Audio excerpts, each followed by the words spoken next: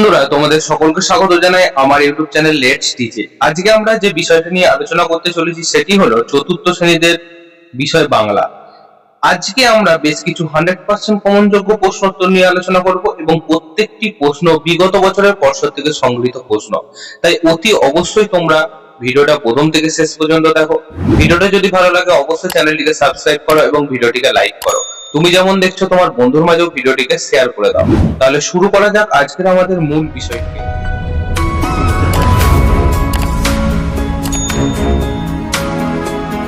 এবারে যে তোমাদের পরীক্ষাটা হচ্ছে সেই পরীক্ষার পূর্ণমান হচ্ছে 30 এবং সময় হচ্ছে 1 ঘন্টা। দেখো এখানে বলেছে বিদ্যালয়ের নাম, তোমরা তোমাদের বিদ্যালয়ের নাম লিখবে, শিক্ষার্থীর নাম তোমার নিজের নাম লিখবে এবং ক্রমিক নম্বর অর্থাৎ রোল নাম্বারটা এখানে লিখে দেবে।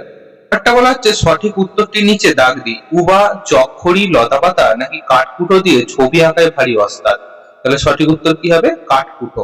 বন্যা এনে গড়বো ভাঙবো নাকি বলবো বিভেদ করবো একাকার। বন্যা এনে ভাঙবো। লক্ষ্মী মেয়ে বলা হয়েছে কাকে? ইছামতিকে। আমুন সেন কোথাকার বাসিন্দা? আমুন সেন হলেন নরওয়ের বাসিন্দা। দুয়ের দাগের দেখো বলছে সঠিক উত্তরটি লেখো বা নিচে দাগ দাও। দাগ দেওয়ার তো ব্যাপার নেই, লিখতে হবে। শুক্তি সওদাগরকে কি নজরানা দেবে? শুক্তি সওদাগরকে কি দেবে? মুক্ত। ঠিক আছে, তাহলে আমরা এখানে মুক্ত কথাটা লিখে দেব। সেজ পিসিমার গ্রামের নাম কি? সেজ পিসিমার গ্রামের নাম হলো চন্দ্রহার। কবি সত্যেন্দ্রনাথ দত্ত কি নামে পরিচিত? কবি সত্যেন্দ্রনাথ দত্তকে কি বলা হয় বলো? খুবই গুরুত্বপূর্ণ একটা প্রশ্ন, সেটা হলো ছন্দের জাদুকর। ছন্দের জাদুকর বলা হয়। পরের দেখো 3 দাগের বলছে দু একটি বাক্যে উত্তর দিই। শম্ভু তার দাদুর জন্য কি আনতে গেছিল? শম্ভু তার দাদুর জন্য প্রথমটা কি আনতে গেছিল? আনতে গেছিল হাড় ভাঙা গাছের পাতা ও লাল মধু। এটা হবে উত্তর। আর কি নিয়ে আনতে গেছিল? যদি বলে কি নিয়ে আনতে গেছিল তাহলে সেটার উত্তর আমরা কি দেব বলো? সেটার উত্তর আমরা দেব যে শিশি ও হাতে কি ছিল? হাতে ছিল লণ্ঠন। ঠিক আছে, শিশি ও লণ্ঠন হাতে করে সে নিয়ে গিয়েছিল। দেশে দেশে দেওয়াল গাথা, এখানে কবি কি বোঝাতে চেয়েছেন? কিভাবে কবিতার প্রতিকার করবেন? চলো এই প্রশ্নটার উত্তর আমরা দেখে নিই। দেশে দেশে দেয়াল গাথা বলতে কবি কি বুঝিয়েছেন? দেশে দেশে দেয়াল গাথা বলতে মানুষের মধ্যে যে উচ্চ নিচ, ধনী গরিব, অধম উধম, অত্তম এবং ভেদাভেদ ইত্যাদিকে তিনি বুঝিয়েছেন। তিনি ভালোবাসার বন্যা বইয়ে সমস্ত বিভেদের প্রাচীর ভেঙে দিতে চান। ঠিক আছে, তাহলে আমরা উত্তরটা পেয়ে গেলাম কিভাবে তিনি এর প্রতিকার করতে চান। পরেরটা দেখো বলা হচ্ছে ফ্যানসা ভাত কি? এই ফ্যানসা ভাত কি এটা কিন্তু খুব খুব ইম্পর্টেন্ট, এটা এবার আসতে চলেছে। ফ্যানসা ভাত কি? এটাকে আমরা কি বলবো? এটাকে বলবো ফ্যান সমেত ভাত। ফ্যান সমেত ভাতকে বলা হয় ফ্যানসা ভাত। আচ্ছা, পুনি বইন্দির পরিচয় দাও। পুনি বইন্দির পরিচয়টা আমি বলে দিচ্ছি। এটা হচ্ছে কোথা থেকে নেওয়া হয়েছে? এটা নেওয়া হয়েছে রানীচন্দ্রের লেখা। রানীচন্দ্রের লেখা গল্পটা থেকে নেওয়া হয়েছে। এই গল্পে যেখানে রানীচন্দ্রের যে মা, সেই মাকে কে ডাকতো? হোসেন চাচা। হোসেন চাচা পুনি বইন্দি বলে ডেকেছে। তো পুনি বইন্দির পরিচয় এখানে আমরা বলবো যে কবি রানীচন্দ্রের মা হলেন পুনি বইন্দি, যাকে হোসেন চাচা পুনি বইন্দি বলেছেন। এটাই হবে এর উত্তর। পরেরটা দেখো বলছে স্তম্ভ মেলায় পাঠশালা অন্ধকার 1910, আর এদিকে ভয় টেরানোভা গুরু মশাই। তাহলে পাঠশালার সাথে কার মিল হবে? গুরু মশাই। অন্ধকারের সাথে কার যাবে? ভয়। আর 1910 সালে হবে কিন্তু টেরানোভা। ঠিক আছে, তাহলে আমরা ডান দিক ও বাঁ দিক বা স্তম্ভ মেলানোটা কিন্তু মিলিয়ে ফেললাম। 5 দেখো বলছে বোধ পরীক্ষণ।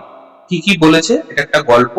দেখো পড়ছি, পশ্চিমবঙ্গ দিবস ভারতের একটি অত্যন্ত গুরুত্বপূর্ণ ও আবেগপূর্ণ ঐতিহাসিক দিন।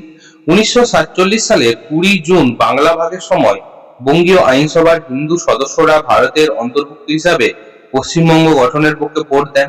ডক্টর শ্যামাপ্রসাদ মুখোপাধ্যায় এক্ষেত্রে গুরুত্বপূর্ণ ভূমিকা পালন করেন। এতে বাঙালি হিন্দুদের স্বাধীন ভারতে নিরাপদ আবাসভূমি এবং উত্তর পূর্ব ভারতকে মূল ভূখণ্ডের সঙ্গে যুক্ত রাখা সম্ভব। সমস্ত ভেদাভেদ ভুলে পশ্চিমবঙ্গের নাগরিকরা পশ্চিমবঙ্গ দিবস পালনে মেতে উঠেছে। তাহলে 20 জুন হচ্ছে পশ্চিমবঙ্গ দিবস। এবারে দেখো বলছে সত্য মিথ্যা নির্ণয় করো। পশ্চিমবঙ্গ ভারতের একটি অঙ্গরাজ্য। পশ্চিমবঙ্গ ভারতের একটি অঙ্গরাজ্য, তাহলে এটা কি হবে? এটা হবে সত্য কথা। তাহলে আমরা এখানে সত্য কথাটা লিখব। বঙ্গীয় আইনসভার অহিন্দু সদস্যরা পশ্চিমবঙ্গ গঠনের পক্ষে ভোট দেন। অবশ্যই কিন্তু এটা অহিন্দু সদস্যরা, এটা মিথ্যা, কারণ হিন্দুরাই ভোট দিয়েছিল। ঠিক আছে। পশ্চিমবঙ্গ উত্তর পূর্ব ভারতকে মূল ভূখণ্ডের সঙ্গে যুক্ত রাখে, তাহলে কি হবে? এটাও হবে সত্য কথা। পরেরটা দেখো বলা হচ্ছে পশ্চিমবঙ্গের নাগরিকরা এখন পশ্চিমবঙ্গ দিবস পালন করে। অবশ্যই কিন্তু এটা সত্য কথা, আমরা 20 জুন পশ্চিমবঙ্গ দিবস পালন করে থাকি। পরের প্রশ্ন বলছে কোন দিন পশ্চিমবঙ্গ দিবস পালন করা হয়? তাহলে উত্তর কি হবে? উত্তর হবে 20 জুন। কোন ব্যক্তি পশ্চিমবঙ্গ গঠনে গুরুত্বপূর্ণ ভূমিকা পালন করে? কে হবে? ডক্টর শ্যামা প্রসাদ মুখোপাধ্যায়।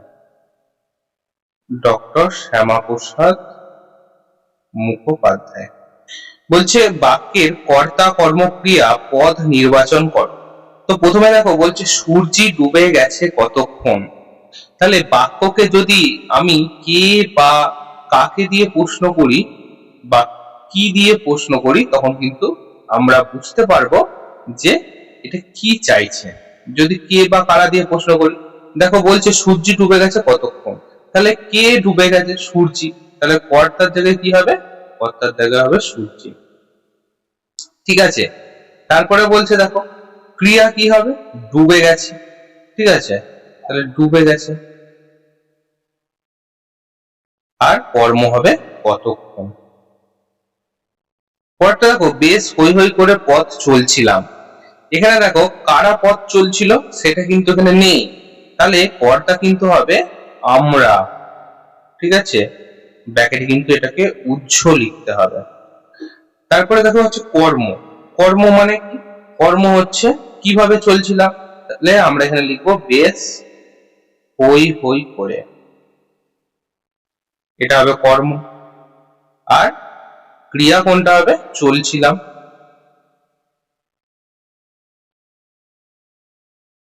ঠিক আছে, চলো পরেরটা বলা হচ্ছে কোন বচনের ব্যবহার হয়েছে লিখি। গোটা গ্রাম ভেঙে পড়ে আমাদের ঘিরে। তাহলে আমাদের, আমাদের মানে কি একের বেশি, তাহলে এটা কি হবে? এটা হয়ে যাবে বহু বচন। ধলেশ্বরী খ্যাপা নদী, তাহলে একটাই নদীর কথা বলছে, তাহলে এটা হবে এক বচন।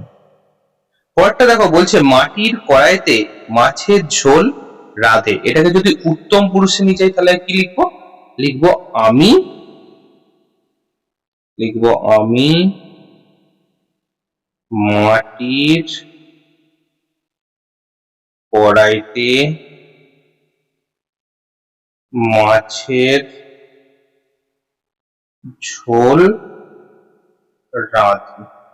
আমি মাটির কড়াইতে মাছের ঝোল রাঁধি, এটাই হবে কিন্তু উত্তর। ঠিক আছে, চলো তাহলে বন্ধুরা আজকে আমরা চতুর্থ শ্রেণীদের বাংলা বিষয়টিকে নিয়ে আলোচনা করলাম। ভিডিওটা যদি ভালো লাগে অবশ্যই চ্যানেলটিকে সাবস্ক্রাইব করো, ভিডিওটিকে লাইক করো। তাহলে দেখা হচ্ছে অন্য কোনো ভিডিওতে অন্য কোনো দিন। After all thanks for watching, best of luck.